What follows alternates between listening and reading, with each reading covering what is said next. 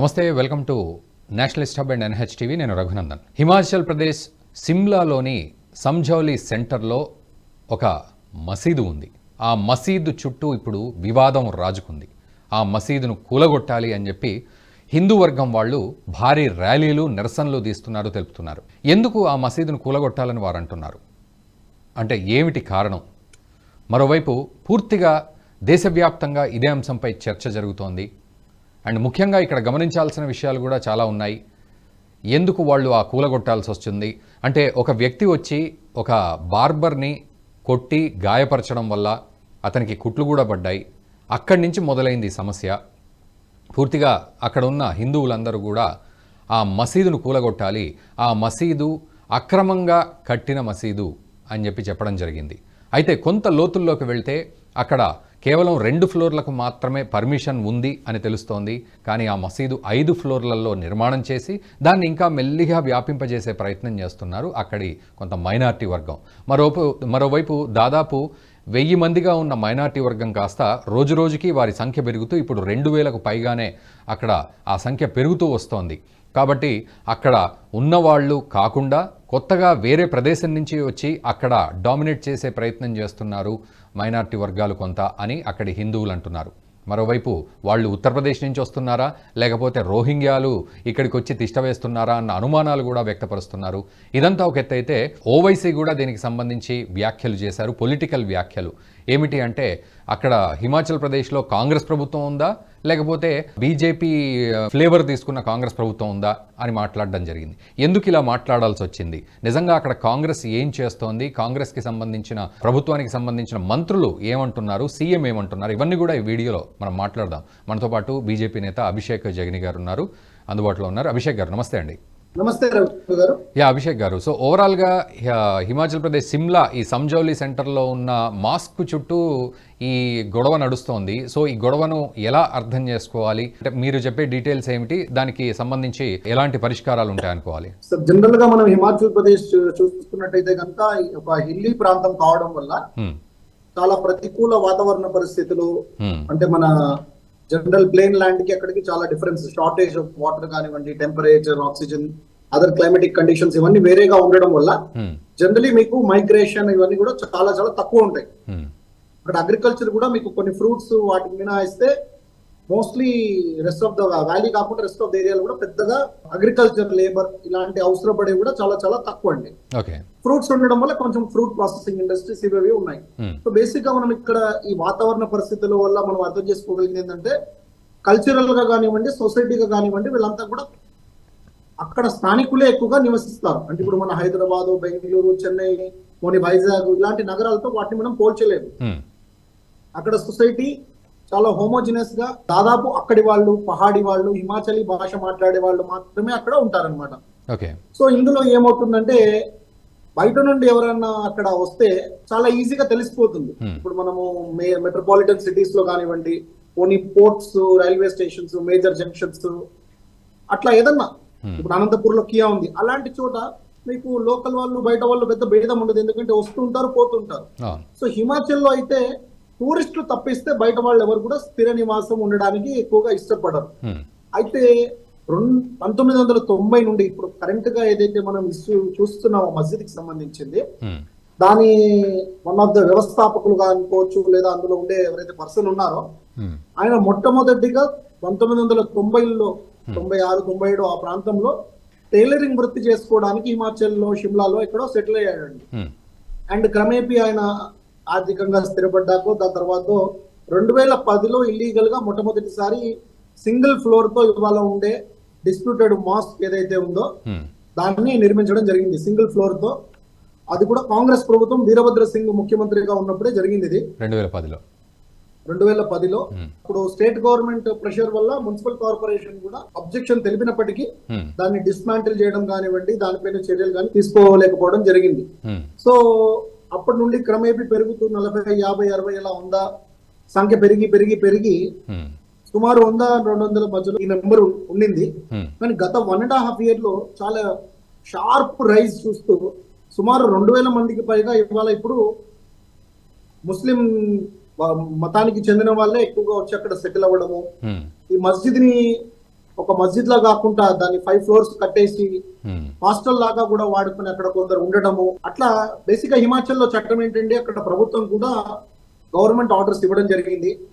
ఎవరైనా సరే shop keepers, street hawkers, vendors ఏదన్నా మీరు అక్కడ వ్యాపారం చేయాలనుకొని నాన్ హిమాచలీ వాళ్ళు అక్కడ స్థిరపడాలనుకుంటే టెంపరీగా అయినా సరే అక్కడ భూమి కొనుక్కోవాలంటే కూడా చట్టాలు వేరేలా ఉంటాయండి. సో ఎవరైనా ఉండాలనుకుంటే కూడా వాళ్ళు ఖచ్చితంగా లోకల్ పోలీస్ స్టేషన్ పరిధిలో రిజిస్టర్ అవ్వాలని చెప్పేసి గవర్నమెంట్ ఆర్డర్స్ కూడా ఉన్నాయండి. ఓకే.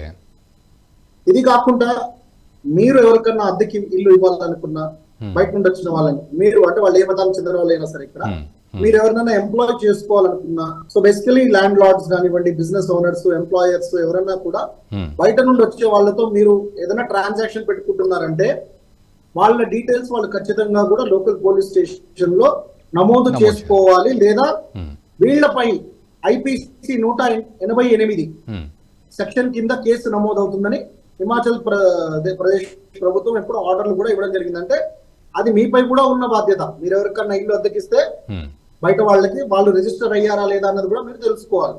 అండ్ అభిషేక్ గారు, సారీ ఫర్ ద ఇంటరప్షన్, ఇక్కడ మీరు ఇందాక అన్నారు 100 మంది నుంచి ఈరోజు 2000 పైన వరకు అని. అసలు అంత డ్రాస్టికల్గా డెమోగ్రఫిక్ చేంజ్ ఎలా జరిగింది? అంటే ఇది ఒక చిన్న ఎగ్జాంపుల్ లాగా మనం తీసుకోవచ్చా? దేశవ్యాప్తంగా ఎట్లా చిన్న చిన్న మార్పులు జరుగుతూ ఒక రకమైన ఇట్లాంటివి వస్తాయి అనేది, డెమోగ్రఫిక్ చేంజెస్ అనేది? అంటే బేసిక్ గా తెలిసిందే అండి, ముస్లిమ్స్ ఏంటంటే ఎక్కువగా కూడా వాళ్ళ ఓన్ రిలీజియన్ వాళ్ళనితోనే ఎక్కువ ఎంగేజ్ అవుతూ ఉంటారు. అన్ఫార్చునేట్లీ సొసైటీలో కలిసిపోకుండా గెటోస్ లా ఉండడమే. మీరు చూస్తే కనుక కలిసి ముస్లిమ్స్ ఉన్న ఏరియాలోనే ఎక్కువగా ఉండడానికి ప్రిఫర్ చేస్తూ ఉంటారు. దాంతో ఏమవుతుందంటే సొసైటీలో మనము అందరితో అంటే కలుపుగోలుగా ఉండడంలో కొంచెం కన్స్ట్రెయిన్ గా కూడా ఉంటుంది. అందరూ అలా ఉంటారని, కానీ చాలా మటుకు ముస్లిం సమాజంలో ఉన్న వాళ్ళు గుడ్ ఆర్ బ్యాడ్ అలా ఉండిపోయే పరిస్థితులు మనం చూస్తున్నాం.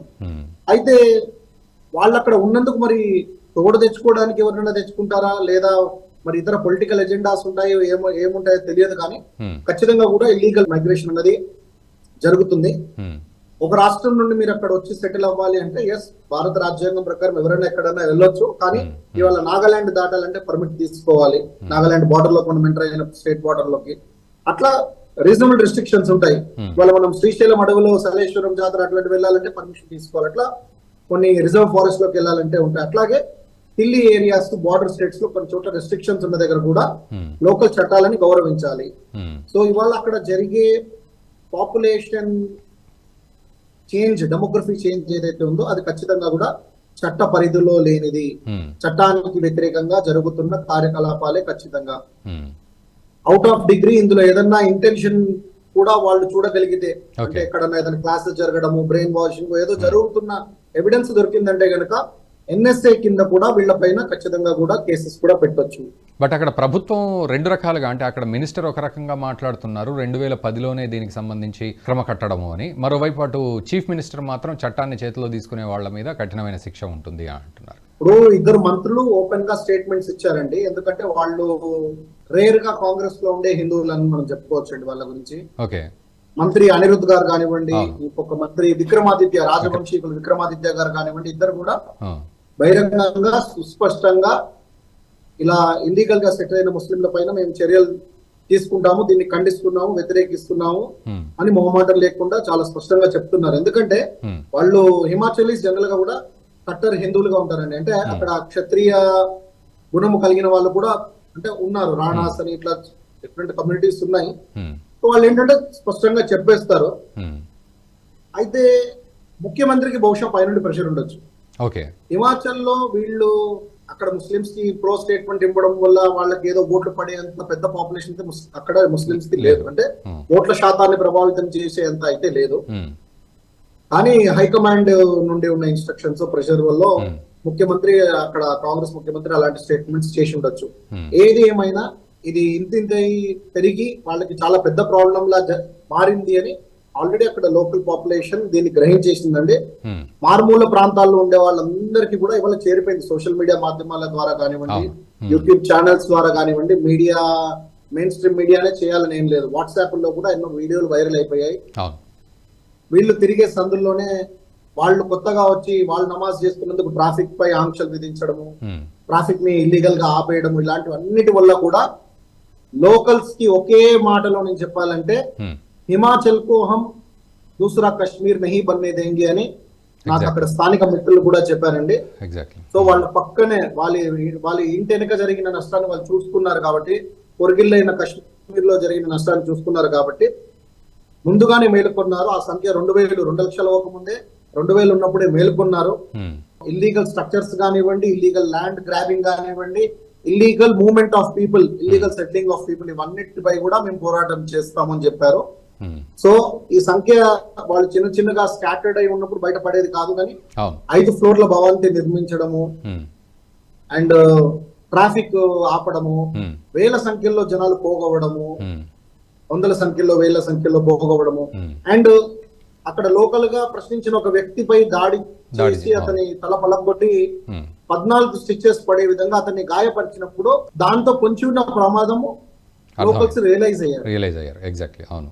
సో ఈ రియలైజేషన్ ఇక్కడే కాదండి, there are good people and bad people, కానీ ఇది యూనివర్సల్ గా జరుగుతున్న ప్రాబ్లం. ఇలా ఇల్లీగల్ ఇమిగ్రెంట్స్ జర్మనీలో చేసే ప్రాబ్లమ్స్ చూసాం. ఒకసారి యూనివర్సల్ కి వెళ్ళే ముందు ఒకసారి ఇప్పుడు ఓవైసీ వ్యాఖ్యలను కూడా ఎలా తీసుకోవాలి అంటే, కాంగ్రెస్ ప్రభుత్వాన్ని కూడా మీరు కాంగ్రెస్ ప్రభుత్వం లేకపోతే బీజేపీ ప్రభుత్వం అట్లా మాట్లాడుతున్నారు అని చెప్పి రెచ్చగొట్టే ప్రయత్నం పొలిటికల్ గా.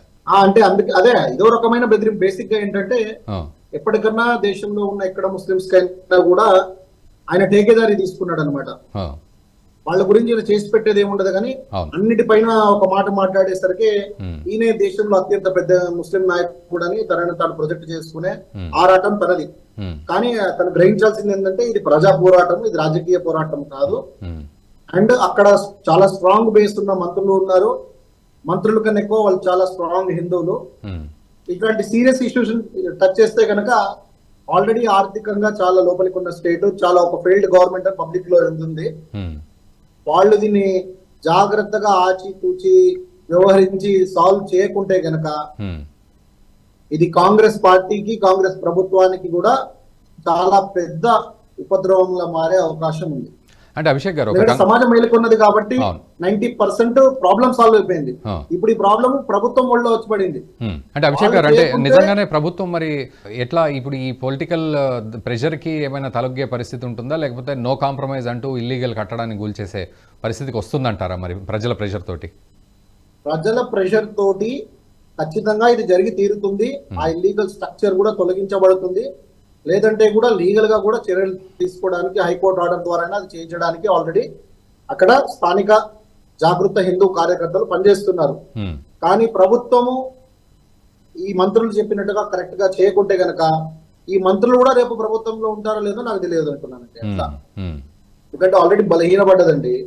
బలహీనపడ్డ ప్రభుత్వం ఏంటంటే దానిపై వ్యతిరేకత ఉన్న వాళ్ళు లోపల నుండి కూడా మాట్లాడతారు కదా, బయట కాదు. సో ఇప్పుడు అదే జరుగుతుంది. ఖచ్చితంగా కూడా అక్కడ హిందూ సమాజం మేల్కొనడం చాలా చాలా మంచిది. ఎందుకంటే ఒక బార్డర్ స్టేట్ కాబట్టి మనకు అది చాలా ఇంపార్టెంట్. అండ్ వాళ్ళు కశ్మీర్ లాంటిది జరగనివ్వమన్నప్పుడే అక్కడ ఎటువంటి ఒక సామాజిక స్పృహ అన్నది ఆ సమస్యపై నెలకొన్నది అన్నది మనము ఆ ఇంటెన్సిటీ అనేది మనం తెలుసుకోవచ్చు. ఓకే, ఇంకొక చివరి ప్రశ్న అండి. అయితే ఓవైసీకి మీరు ఇచ్చే సలహా ఏంటి? నిజానికి ఎక్కడో హిమాచల్ ప్రదేశ్లో జరుగుతున్న వాటిని పట్టించుకుంటున్నాడు, బట్ ఇక్కడ ఏమైనా ఇల్లీగల్ బిల్డింగ్లు ఉంటే అవి ఎగిరిపోతాయేమో అవి చూసుకోకుండా అక్కడి ముచ్చట్లు చెప్తున్నారు. సో అతను ఓవైసీ ఇల్లీగల్ బిల్డింగ్లకే అడ్వకేట్ గా మారేటట్టున్నాడు. ఆయన చదివింది బ్యారిస్టర్ ఇదే కదా. ఆయన ఫస్ట్ ఆఫ్ ఆల్ ఆయనదే ఒక ఇల్లీగల్ బిల్డింగ్ ఉందని ఇప్పుడు వస్తుంది కదా, దానిపై కూడా హైడ్రా చర్యలు తీసుకుంటుందని. ఒకటే కాదు, ఎన్నో ఉన్నాయి. ఆ ఒక పిక్చర్ మాత్రము సల్కం చెరుది మాత్రం చాలా వైరల్ అయింది. సో బ్యారిస్టర్ కాబట్టి తను ఫస్ట్ అసలు 5 ఫ్లోర్ల బిల్డింగ్ కి పర్మిషన్ ఉందా లేదా అండ్ కాపీ తెప్పించుకొని చదివి తర్వాత అన్నింటిలో తలదూర్చి మాట్లాడితే బాగుంటదండి.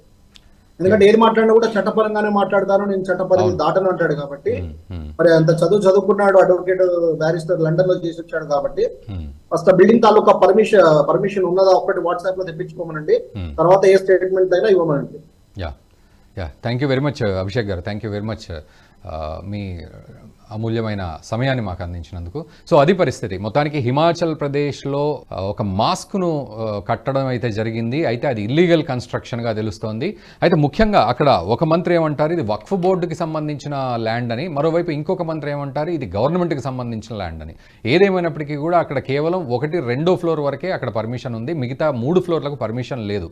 ఇక్కడ వీళ్ళు ఫ్లోర్ల మీద ఫ్లోర్లు కట్టుకుంటూ దాన్ని ఎక్స్పాండ్ చేసుకుంటూ, మరోవైపు ఇందాక అభిషేక్ గారు అన్నట్లు అక్కడ వీలైతే కొంత విద్యార్థుల్ని కూడా పోగు చేసుకొని వాళ్ళని మోటివేట్ చేసే ప్రయత్నాలు మెల్లిమెల్లిగా డెమోగ్రఫిక్ చేంజ్ వైపు పరిణామాలు దారితీస్తున్నాయని అర్థం చేసుకోవాలి.